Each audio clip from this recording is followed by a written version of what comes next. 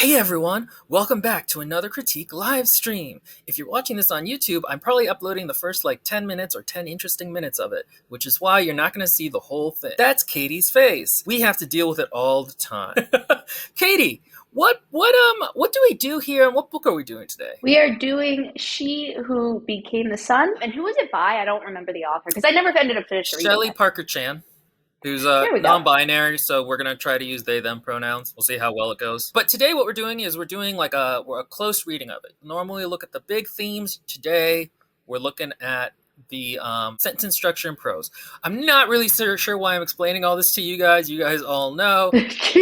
So I listened to the audiobook, as did Katie. Katie didn't listen to all of it, but she listened to some of it. And already I'm noticing that this is a really long-ass paragraph. I mean, yeah, but I kind of like how chunky it is. I'm really curious. It's because, like I said before, I read the first or listened to the first 110 pages or something like that.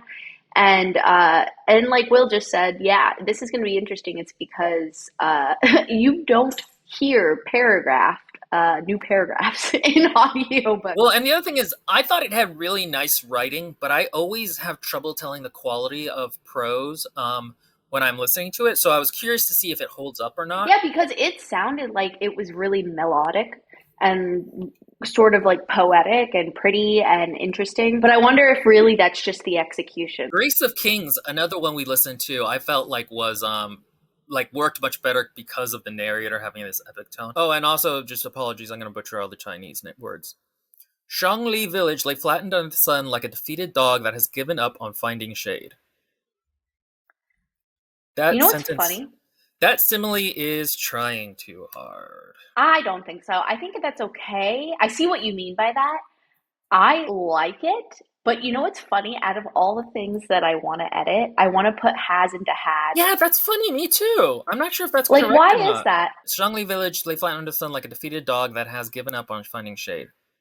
All around there was nothing. Is this in present tense or? It's past tense, but there's something about that has that I don't. I know this is so inane, but like if I would change it, and I don't know why I want to change it.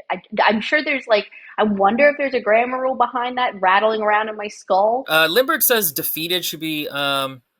Yeah, that's true. Defeated here is a little bit unnecessary, like a dog that has given up on finding shade. Given up already infers that it's defeated, so like just get rid of that, and it's much cleaner. I actually think given up is also a little bit so like a defeated dog that no longer looks for shade or something like that. I feel like would be a little cleaner. All around there was nothing but the bare yellow earth, cracked into the pattern of a turtle's shell and the sear bone smell of hot dust. This is nice. Turtle shell is a very nice simile. I don't know what Ser is. I'm assuming it's... Sometimes people do this thing where they'll reference things that nobody else knows, and you're like, that's nice, but I don't know what that means, actually. Yes. Well, okay, look, Google exists for a reason. Let's just Google it. Let's see. Ser, dry or withered. See, okay, that's cool, but that's not a word other for but bone smell of hot dust, engaging smell, very nice. Sear bone, that doesn't really make sense, but... It was the 4th year of the drought. Knowing the cause of their suffering, the peasants cursed their barbarian emperor in his distant capital in the north. As with any two like things connected by a thread of key, whereby the actions of one influence the other even at a distance, so an emperor's worthiness determines the fate of the land he rules. The worthy ruler's dominion is graced with good harvests. The unworthy's is cursed by the flood, drought, and disease. The present ruler of the empire of the great Yuan was not only emperor, but great Khan too. He was 10th of the line of the Mongol conqueror Kublai Khan, who had defeated the last native dynasty 70 years before. He had held the divine light of the mandate of heaven for 11 years, and already there were 10-year-olds who had never known anything but disaster. Okay, so this paragraph is a really great example of so many different grammar tools. Like we've got, I think, a semicolon, we got a colon, we got commas.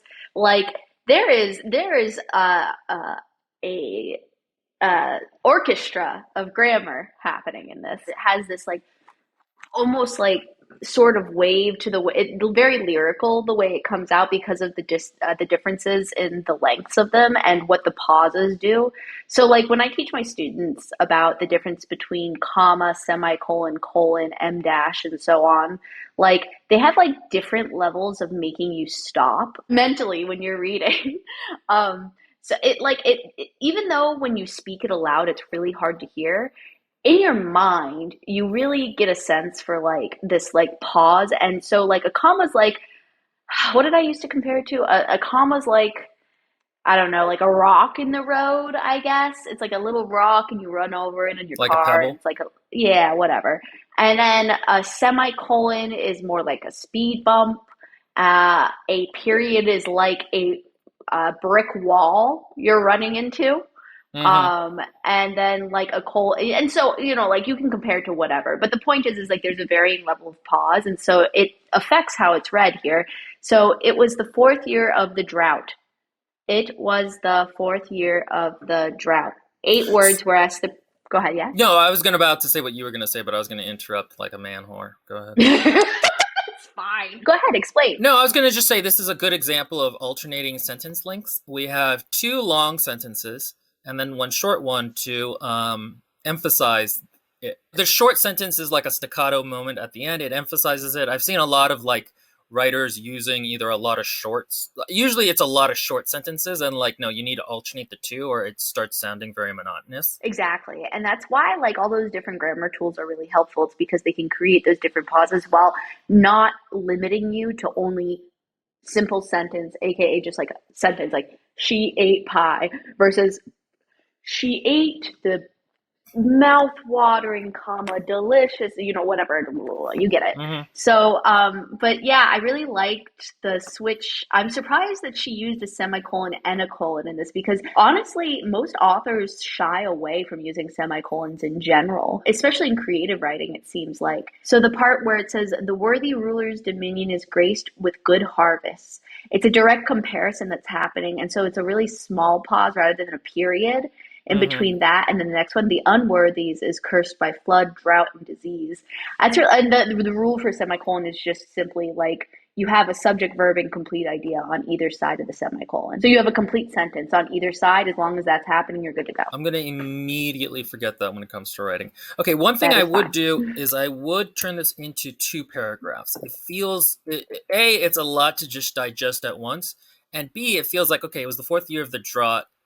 Then that was kind of like almost a little bit of a cliffhanger. And then knowing, oops, Yeah, that feels cleaner to me in terms of like the reading of it, and also because it just doesn't feel like a run-on sentence or run-on paragraph or whatever, like it where it just keeps going.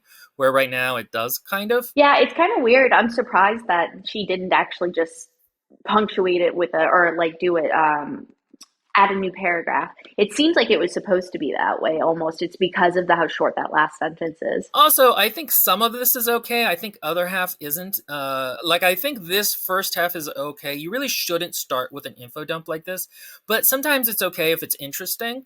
But I think like this is okay, but like this is kind of long, and also you can just tell us this information later. Like it just doesn't need to be here right now. I agree and I disagree. I don't know.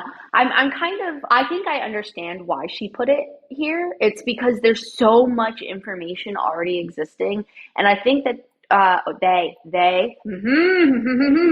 I think they put it there. It's because there's already so much information that is going to still continuously be dumped upon you that they want to set up the expectation of exactly what like kind of like what the tone is in this place. So I get it, but yeah, it is very distracting. It's gonna gum it up, and it but there's lots of books that have this style specifically for the sake of this style too. That's true. And I think also actually what really saves her at this point is that she's talking about a real event that we know, because if these were fantasy names, I would be completely lost immediately. Like it would feel much harder to follow and a lot more like an info dump. But we know roughly about the Mandate of Heaven. We know roughly about, the Mongols and Kublai Khan and all of that. Another thing she's doing, which is not, or they are doing, which is nice, is as with any two like things connected by a thread of key, or chi, actually, is how it's pronounced. This is going to become a theme in the book. It's a dumb theme, but she is introducing it early and getting you into the mindset of thinking about it this way, which is something you do want to do pretty early in the book, so you don't have to be like, and then later, talking about it. One thing I don't like, though, is that the next paragraph starts,